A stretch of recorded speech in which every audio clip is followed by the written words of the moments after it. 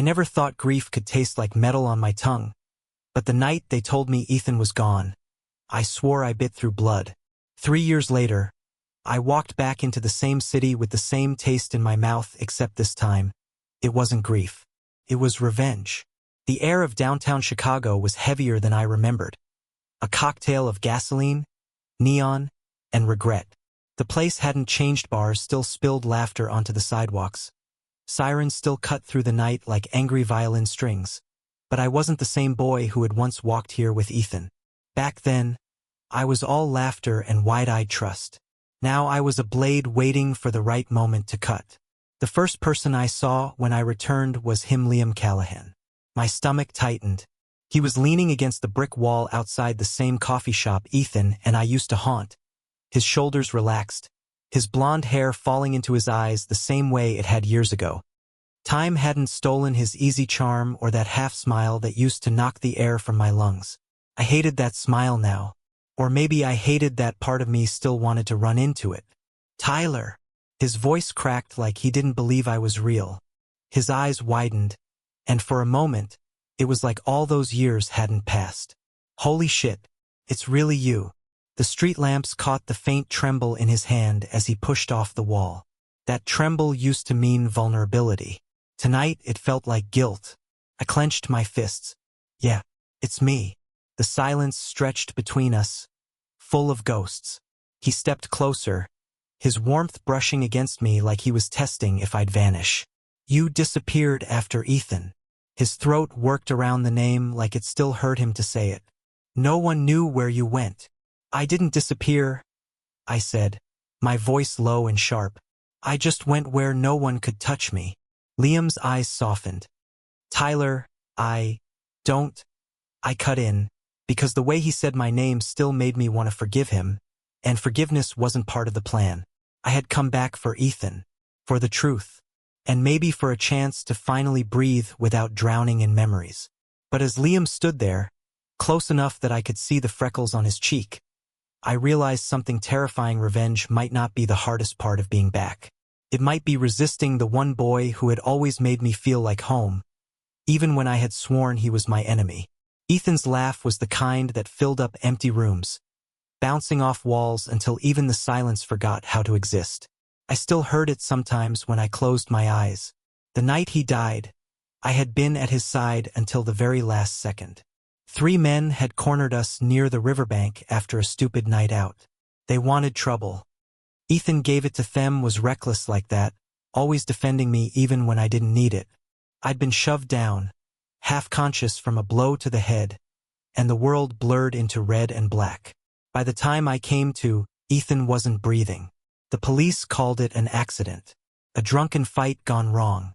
But I remembered one face clearly, a flash of steel-blue eyes under the streetlight, belonging to someone I recognized, someone close. And for 3 years that memory had been a splinter under my skin. Now I was back, not just to find answers, but to carve justice out of the lies. You shouldn't have come back, Ty. That night Liam found me again. I'd been walking along the riverbank, tracing the ghosts of my past steps, when his voice slid through the dark. I turned, my heartbeat quickening. He stood a few feet away, hands shoved in his pockets, looking at me like I was both a miracle and a threat. And why not? I asked. Because this city hasn't forgiven you, he said quietly. And because people will notice. People who don't want you here. Like you. The words tasted bitter, but I needed to hear him say it. He flinched. You know it's not that simple. The wind cut between us, carrying the smell of the river. Ethan's ghost hovered here. I could feel it, watching us like a silent judge. I stepped closer to Liam until I could see the panic flicker in his eyes. Tell me what you know, Liam. Don't make me dig it out of someone else. His jaw tightened. You think I don't live with this every day? That I don't see him every time I close my eyes? His voice cracked, raw and unguarded. You think I don't hate myself for not stopping it? I froze. The anger inside me warred with the part of me that still recognized that boy I once trusted more than anyone. Then why didn't you? I whispered. He shook his head. Because the truth would have killed us both. I didn't know whether to shove him into the river or pull him against me. Instead, I did neither. I just stood there, shaking, as the city lights painted our faces in fractured gold. And for the first time in 3 years, I felt something other than grief. I felt the dangerous pull of love I had buried under rubble. The nights stretched into weeks, and the plan I had carried in my bones for 3 years began to blur. I was supposed to be ruthless, find the man who killed Ethan, tear him down. But every time Liam stood too close, every time his hand brushed mine in accidental sparks, I wondered if revenge was just another kind of prison. Because what if Ethan's truth was tangled with Liam's heart? And what if, after everything, my only way out was to choose between justice for the boy I lost and love for the boy who had survived? Liam's words haunted me long after he disappeared into the dark that night. The truth would have killed us both. It wasn't a confession, not exactly. But it wasn't denial either. I spent the next morning sitting at Ethan's favorite diner, staring into a cup of coffee I couldn't drink. The place still smelled like bacon grease and syrup, the same cracked leather booths where Ethan used to make me laugh so hard I nearly spit out my pancakes. I half expected him to slide into the seat across from me, smirking like nothing had ever happened. Instead, it was Liam. "You're not even trying to keep a low profile," he said, sliding into the booth like he had every right to. He wore a hoodie, the strings pulled tight around his face, but there was no mistaking the tension in his shoulders. "People are already talking." "Good," I said. "Let them." "Tyler," his voice dropped. "This isn't a game. You think you're the only one carrying ghosts? You think you're the only one who loved him?" I flinched. The way he said loved him felt like a knife in my ribs. "Don't," I warned, my hand tightening around the chipped mug. "Don't you dare try to claim him like that." His eyes burned. "He was my friend too. You weren't the only one he gave his heart to." My chest went tight. Yeah, but I was the only one still standing when his body hit the ground.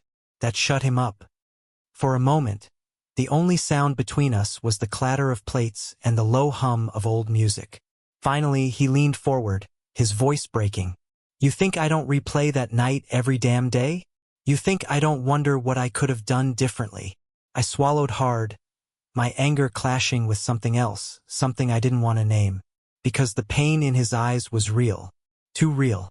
I wanted to hate him, but God, it was getting harder every time he looked at me like that. That night I couldn't sleep. My mind circled the same question over and over. What had Liam meant? If the truth would have killed us both, then what the hell had he been protecting? So I did the one thing I swore I wouldn't do. I followed him. Liam had always been predictable in small ways. He still lived on the south side, still stopped by O'Malley's bar after shifts, still smoked when he thought no one was looking. I trailed him from a distance, watching as he moved through the streets like he carried invisible weights. When he ducked into a warehouse near the docks, my pulse spiked. I hesitated only a second before slipping in after him, hugging the shadows.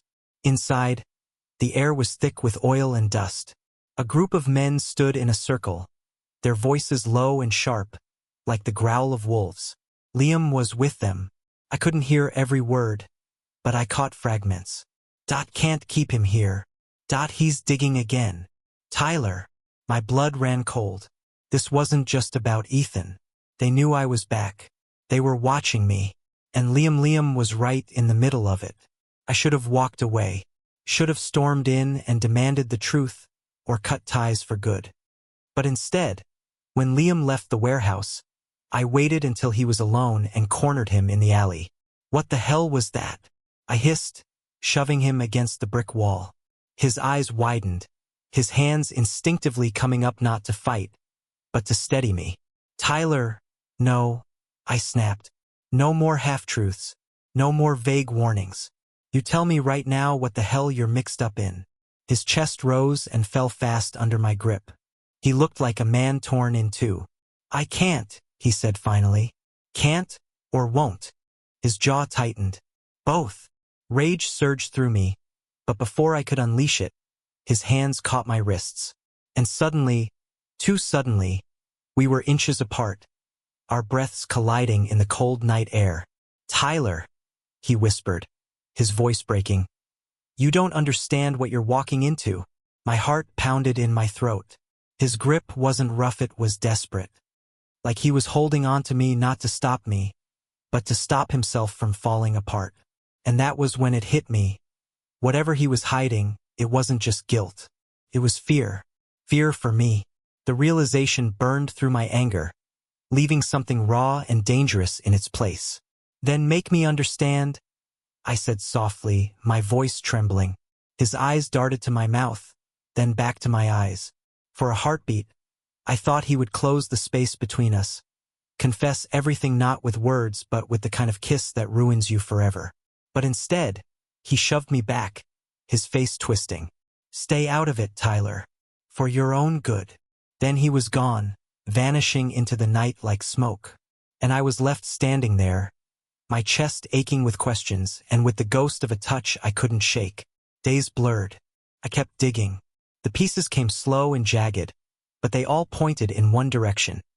Ethan's death wasn't random. He had stumbled into something bigger, darker, and Liam was neck-deep in it. But the deeper I dug, the harder it became to separate the boy I used to love from the man I was chasing. Because every time I got too close, Liam would find me into shadows, grab my arm too tightly, whisper warnings that sounded like pleas. And every time, I swore I wouldn't let him get under my skin. But then he'd look at me like I was the only thing keeping him breathing, and all my resolve would shatter. I hated him. I needed him. And somewhere between hate and need, something else was clawing its way back to life. Something I had buried with Ethan. One night, after too many sleepless hours, I found myself outside Liam's apartment. I don't even remember deciding to go there. My body just knew where to take me. When he opened the door, his eyes widened, and for once, he didn't push me away. He just stepped aside, letting me in like he had been waiting for me all along. The silence was heavy, charged. "Why me?" I asked finally, my voice cracking. "Why do you keep showing up? If you're so determined to shut me out, then why can't you let me go?" His expression twisted, like he was fighting something inside him. And then, in a voice so low I almost didn't hear it, he said, "Because losing you would kill me too." The words hit me harder than any blow ever could. And before I could stop myself, before I could think about Ethan or revenge or any of the lines I had drawn in the sand, I closed the distance between us and kissed him. It wasn't gentle. It was years of grief and rage and longing colliding at once. His hands buried in my hair, mine fisted in his shirt, both of us clinging like drowning men. And for the first time in 3 years I felt alive. But as his lips lingered on mine, as his forehead pressed against me like he couldn't let go, I realized something else. This wasn't the end of the plan. It was the beginning of a much more dangerous one. Because now I didn't just want revenge. I wanted the truth. And I wanted Liam alive when I found it. I barely slept after that kiss. My body felt restless, like I had swallowed lightning, and every time I closed my eyes, I replayed with urgency, the desperation, the way Liam had clung to me like I was both salvation and sin. But in the morning, when sunlight spilled into his apartment, everything felt heavier. Reality pressed down on us. He moved around the kitchen in silence, making coffee like this was any ordinary day, like we hadn't just broken years of restraint in a single reckless moment. "About last night." His voice was rough, guarded. I braced myself. "What about it?" He set the mug down a little too hard. "It can't happen again." My chest burned. "Why? Because you're too busy lying to me? Because you're too busy protecting whoever the hell killed Ethan?" His head snapped up, anger flashing in his eyes. "Don't you dare." "Don't I dare what?" "Speak the truth. You think I wanted any of this?" He shot back. "You think I wanted him dead? You think I wanted you gone? I lost him too, Tyler. I lost both of you." The crack in his voice nearly broke me. Nearly. But I was too raw, too consumed by the need for answers. "Then stop acting like the enemy," I said, softer now, but no less firm. "If you know something, tell me. Please." For a long moment, he just stood there, staring at me like he was deciding whether to trust me with the last piece of himself. Finally, he exhaled. Fine, he whispered. But once I tell you, there's no turning back. We drove out of the city that night, silence pressing between us. Liam's grip on the wheel was tight, his jaw clenched, eyes fixed on the road like it was the only thing keeping him steady. When we finally stopped, we were at the edge of an abandoned factory. The windows were shattered, graffiti crawling up the walls. The place looked dead, but something about it pulsed with memory. "This is where it happened," Liam said quietly. My chest constricted. Not the riverbank. Not the story the cops had fed me. Here. I followed him inside, my footsteps echoing. The air smelled like rust and mildew. "He wasn't supposed to be here," Liam continued, his voice low. "Ethan. He found something he shouldn't have. He overheard a deal, something tied to people bigger than either of us. He came to me, scared out of his mind, but still reckless enough to think he could handle it." My throat tightened. "And you? What did you do?" Liam's face twisted. "I tried to protect him. I tried to keep him away. But they knew he'd seen too much. They gave me a choice: stay silent and survive, or fight them and watch both of us die." I staggered back. "So you stayed silent?" His eyes burned. "You think it was easy? You think I haven't lived every day wishing I'd made a different choice? But that night, when they cornered him, I froze. I was supposed to pull him out. I couldn't move. And then his voice broke. Then he was gone. Tears stung my eyes, hot and unrelenting. I wanted to hit him, scream at him, tell him he was a coward. But all I could see was the way his hands shook as he spoke, the weight he had carried for years. I hated him. I needed him. And deep down, I believed him. The factory walls closed in, suffocating me with memories I didn't even have. Ethan's laughter, Ethan's fearless grin snuffed out here, in this place of rot and shadows. "I came back for revenge," I said, my voice hoarse. "I wanted blood. I wanted to make someone pay." Liam's gaze locked on mine. "Then you'll need to be ready for what comes with it. Because the people who killed Ethan, they don't just destroy lives. They erase them. They bury the truth so deep, no one ever digs it back up." I clenched my fists. "Then let's dig." For the first time, something shifted in Liam's eyes. Not fear, not guilt, determination. "You're insane," he muttered, but his lips curved into the faintest, saddest smile. "And God help me, I think I'm insane enough to follow you." The nights that followed blurred into a dangerous rhythm. We dug into records, old contacts, whispers in dark alleys. Every lead pulled us deeper into the underworld Ethan had stumbled into.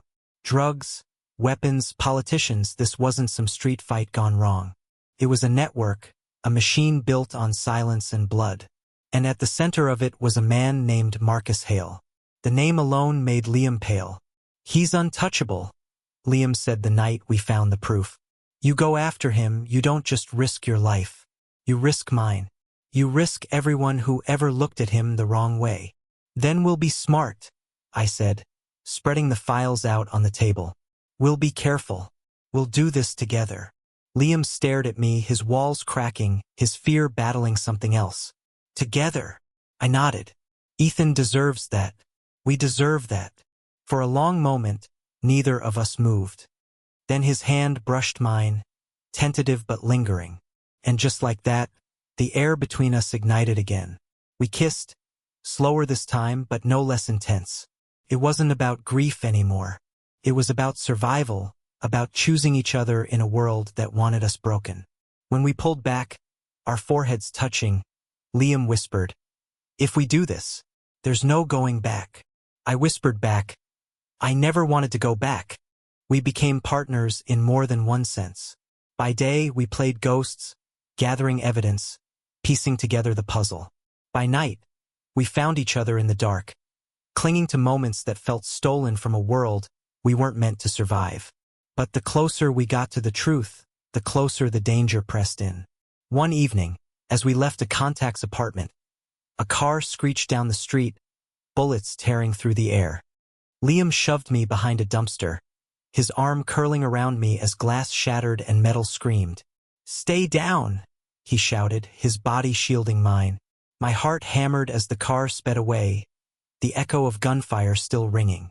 Jesus Christ, I gasped, gripping his shirt. They know. They know we're coming. Liam's eyes burned with the fire I hadn't seen in him before. Then let them. I'm done hiding. I looked at him, blood on his cheek, rage and love tangled in his gaze, and for the first time, I realized this wasn't just my fight anymore.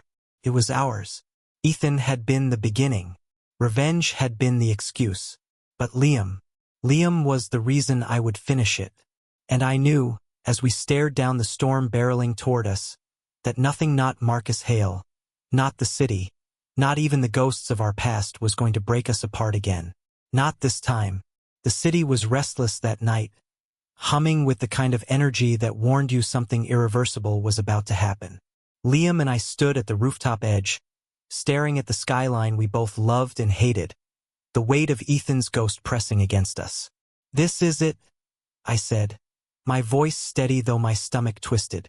Tonight we end this. Liam nodded, his profile sharp in the neon glow. Marcus Hale won't let us walk away alive. I turned to him, taking in the shadows under his eyes, the bruises he never talked about, the scars of guilt etched into his skin. And yet he was here, with me, against all reason, against all fear. Then we make sure he doesn't walk away either. We walked into Hale's world like two men who had already signed their deaths. The casino he owned gleamed with opulence, gold dripping from every surface, laughter and money clinking in the air. Beneath it, though, was rot. We could feel it. Liam's hand brushed mine briefly as we moved through the crowd, the smallest reminder. We're in this together. At the private floor, Hale was waiting. Older, broader, but his eyes still held the steel-blue glint I had seen that night, the last face before Ethan hit the ground. So the ghost returns? Hale drawled, his voice smooth like poisoned honey.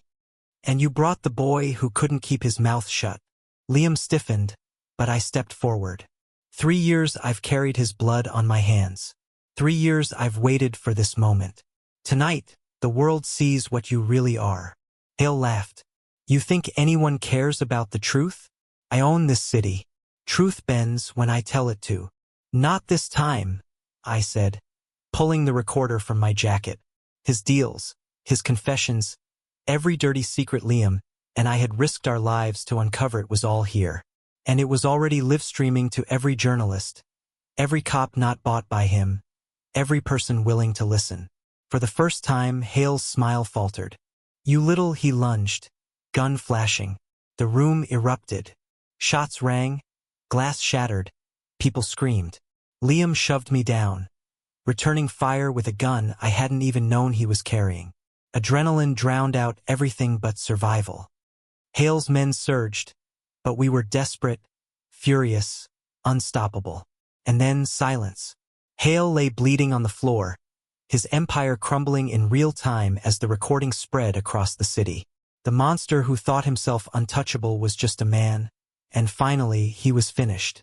I staggered to my feet, my chest heaving, my hands trembling with victory and horror all at once. It's over, I whispered. Liam's hand caught mine, grounding me. No, Tyler. It's just beginning. The days that followed blurred. Headlines exploded. Investigations opened. The city buzzed with chaos. Hale's empire torn apart piece by piece. Ethan's name resurfaced not as a drunken casualty, but as a truth-teller who had paid the ultimate price. And me? For the first time in 3 years, I didn't wake up with blood in my mouth. But the cost lingered. Nights when I jolted awake, hearing the echo of gunshots. Moments when I caught Liam staring at his hands like he wasn't sure they were clean. We were free, but freedom didn't mean unscarred. One evening, weeks later, I found myself back at the riverbank. The real one this time, where I had last seen Ethan's face. The water shimmered under the city lights, carrying the memory of him. I did it, I whispered, voice cracking. We did it. You can rest now. A hand slipped into mine. Liam stood beside me, quiet but solid, his presence no longer a question mark but an anchor. He'd be proud of you, Liam said softly. Proud of us. I turned to him, my throat tight. Maybe, But part of me thinks he'd just laugh and tell us we were idiots for almost dying. Liam chuckled, a sound I hadn't heard in too long. Yeah, that sounds like him. We stood there, silence folding around us. Not heavy anymore, but peaceful. For the first time, Ethan's ghost didn't feel like it was suffocating me. Felt like it was setting me free. I looked at Liam, at the boy who had once been my friend, my enemy, my forbidden love, and now, somehow, my future. You stayed, I said quietly. His eyes softened. I'll always stay. And when I kissed him, it wasn't desperate this time. It wasn't born of grief or rage. It was slow, tender, certain.